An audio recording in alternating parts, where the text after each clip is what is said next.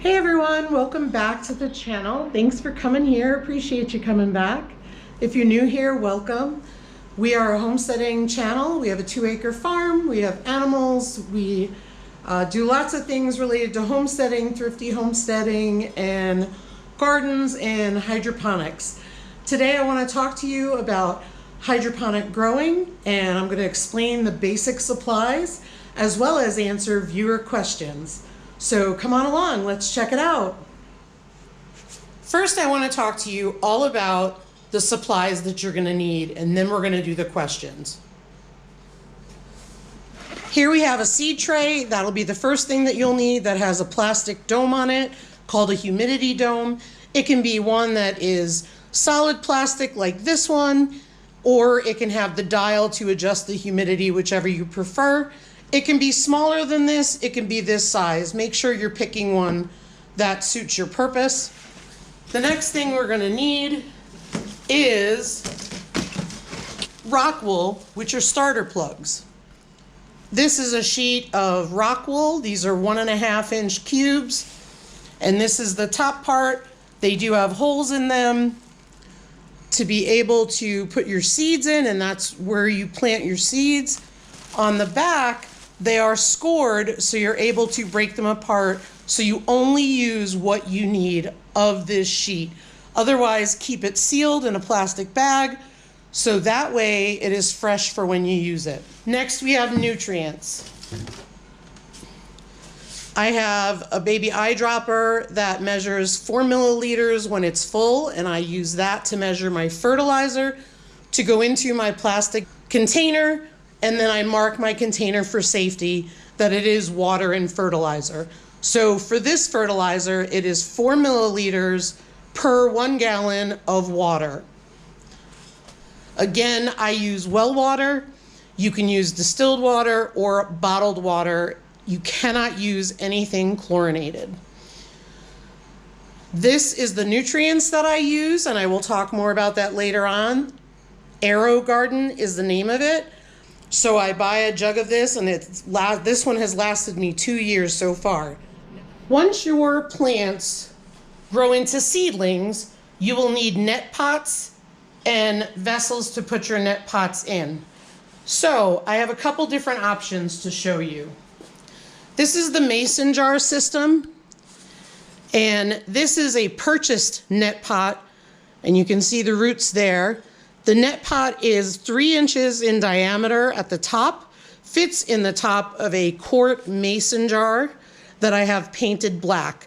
We paint it black so no algae can grow in the container. And again, the net pots are very cheap. If you need an alternative to that, I have made my own net pots. These were supplement containers for my dog that I have plenty of, and I took a soldering iron and poked holes into this container to make a net cup. I then took the net cup that I made and put it into this recycled coffee can. I covered the can with tape to again block out the light, but here you have me growing a cherry tomato. So if I remove this, there you can see my container. It is a newer plant. The roots have not come through yet, as it just went in there. So those are your two options. Obviously, there's plenty more. I have one more option to show you, and that is the newest one that I have. I was able to locate this 5-gallon bucket at a hydroponic supply store, and it has a lid with a built-in net cup, and both the bucket and the lid with the built-in net cup were cheaper than buying a 5-gallon bucket at the hardware store with a solid cover on it. That was originally my plan, but this was actually cheaper, so that's what I've chosen to do. Most people just need the mason jars for indoor growing. The other thing that you'll need is clay pebbles. This is a 25-liter bag of clay pebbles, and I will show you what they look like. These are made out of lava rock. So not only do they hold air and provide air to the roots, but they also help to stabilize the plant itself. Some people have asked, could they use stones? And I have said yes, but if you run into a problem, I would suggest making sure you get some lava rocks. So now that we've covered all the supplies that you will need, now we're going to answer viewer questions. So thank you to everybody who submitted a question regarding how to grow hydroponically, and I appreciate all the thoughtful questions that I received. One of the questions was, what type lettuce have I had the best luck with? Definitely more the leafy kinds versus those that form a head. So like an iceberg lettuce would not be something that I would do in a hydroponic system that I have for indoors, because the head could make the jar top heavy and make it fall over. I have had a lot of luck with leafy greens, sort of like arugula and things like that nature. That way the leaves are growing upward vertically, or they come out a little bit and flop over. That way when they're on the jars, they're not too heavy for the top of the mason jars. So definitely some kind of leafy lettuce versus a lettuce that has a head on it. But other than that, you could easily grow any type of lettuce on there. The next question was, how did I make the holes, or did I buy like that for the net cups? So as I showed you earlier, there's the black net cups, and I'll put a picture here, that you can purchase off of Amazon or anywhere that you're able to find them. And what I purchased was 3-inch black net cups. Now those are ideal, however, not everybody can afford that. In fact, I made some out of my own containers. So when I made my own containers, in fact, I'll show you this one. This was out of a container that I recycled. This one was also out of a dog supplement container that I recycled. And I have a video where I showed where I put a soldering iron from the outside of the container into the container and made all these holes. You have to make several holes because you have to allow airflow, water flow, drainage, and most importantly, the roots need to be able to grow through here.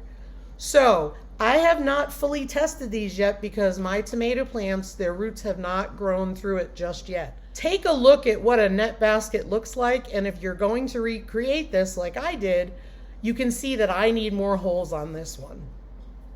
And I also need more up top because you want that airflow.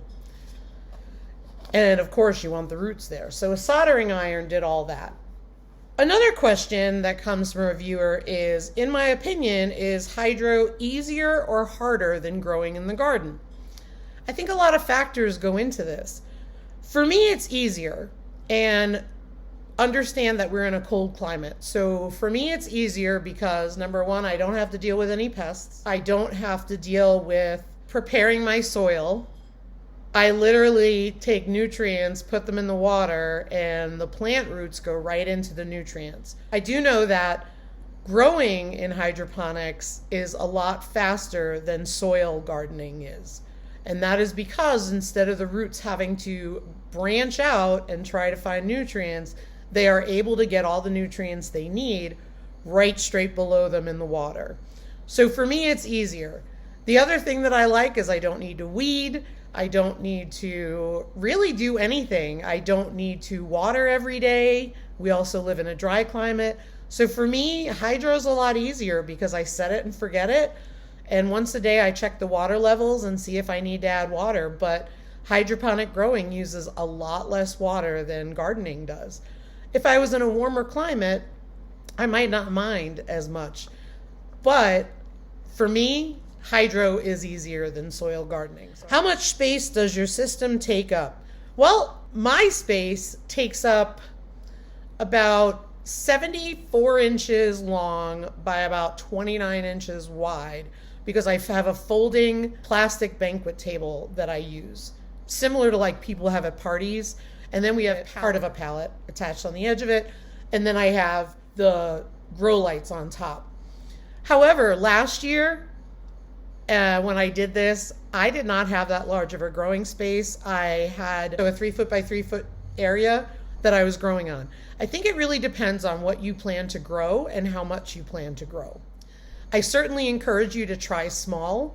and see how it goes. That way you don't get overwhelmed and frustrated if it doesn't work right away, and you can refine the process.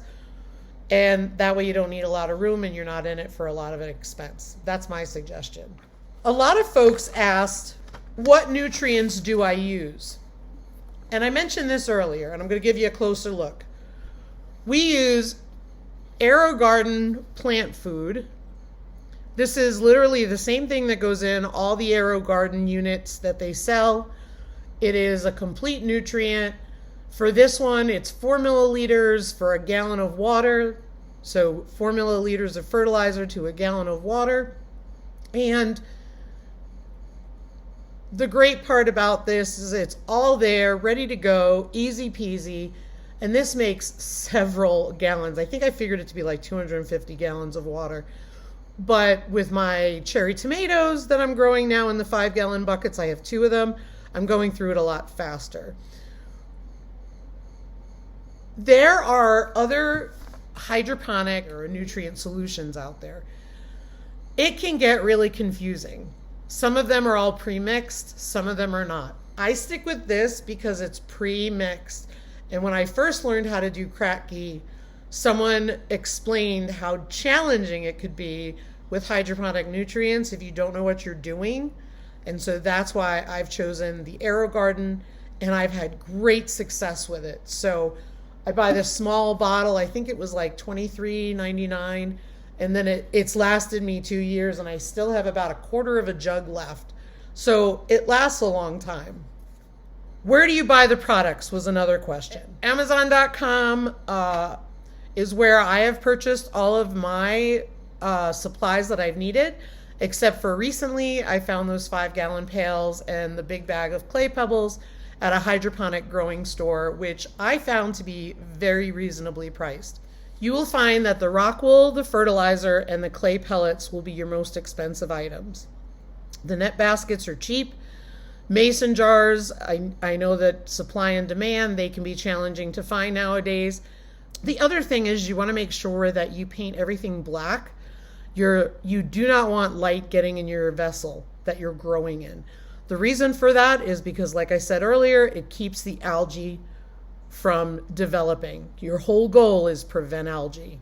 How much space do we need for light and plants? I think we kind of talked about this. However, again, it's up to you. If you only want a small space with 2 jars growing, you can literally get a full spectrum light bulb to go down over. I will recommend that you get something to go hold the light bulb, like a metal chicken light, because then it reflects all the full spectrum rays down onto the plants. The main thing to consider is your container to light ratio. So if you have containers, say like this, you have containers side by side, you want to make sure that your light is right over the containers. You do not want to have so many containers where, say these are all your containers, and then you have a light here. That may not be enough to reach these plants, and these plants are going to grow towards the light. That's where you get legginess. So you have to decide whether you're only going to do a small thing with 1 bulb and center it over a couple jars, or if you're going to buy a longer light and then you're going to keep all the jars under it. Let me show you my lights. Here you can see our full spectrum lights. They are, I think they're 4 feet long. They direct it right down below, but you'll notice that all my containers are all flooded with light. Over here are my tomatoes. Even though it's not ideal because the buckets are so large, so close to the light, I do have light directly on my tomatoes, normally like that. So that way the plant is getting everything that it needs. And the last question that we got was, can you grow a pumpkin indoors hydroponically? And I've never grown a pumpkin hydroponically, nor do I plan to, I'll be honest, because right now I'm just doing indoor hydroponics, not necessarily outdoors. So all of my growing is indoors. That's why I'm using grow lights and a heating mat made for seedlings like you would in the garden. And the research that I have done on this says you can grow a pumpkin hydroponically. However, because it is a large plant, it is going to require a lot more monitoring. And could you imagine a pumpkin growing in here? The vines all over the place. It'd probably be the only way I could get a pumpkin is indoors, because outdoors they usually die on the vine. But yet some other research that I did said that viney plants are not recommended for hydroponics, so it's a toss-up. So I'm sorry, I don't have an answer for that one, but I will always tell somebody to experiment because it's fun. But understand, you're in it for the long haul, and it's not something that's going to happen very quickly. So if you're new to this and you want to grow inside, I do highly recommend that you use the mason jar Kratky method because it is a passive method of hydroponics. And I also recommend that you start small and you set yourself up for success. In addition to my videos, you should always do your own research. I am not an expert at all. I'm merely sharing my experience with you and what I've done on my journey of hydroponics. And I think it's a great way to grow. I've been really successful with it. But I also look at it in a different way than a lot of people do. I look at it as it's an experiment. And so when I succeeded with lettuce, I moved on to bok choy, and that was a success. And now I'm moving on to cherry tomatoes. They may fail, but I don't know until I try. So keep an open mind when you're doing this. It may not work out the first time, but it's going to work out. It's really a great way of growing. And usually what happens is something has gone wrong along the way. Like I said, the light to jar ratio, or the plant's not getting enough light, and so on. If you live in a warmer climate, or you expect spring earlier than we do in South Dakota, again, our last frost is usually the first week in June.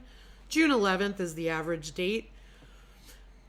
Try your hydroponics around your frost date and see how it goes. And then you don't need to buy a heating mat. Well, there you go, everybody. There's your basic knowledge of the supplies that you'll need for using the Kratky hydroponic system, whether you use the mason jar method, which obviously is the preferred one, or if you use recycled containers like I've also chosen to do. If you've enjoyed this video, give us a thumbs up. And if you visited our channel and you want to keep following us, click the subscribe button and don't forget to hit that notification bell. That way you know the next time we post a video. Have a great day, everybody. Take care.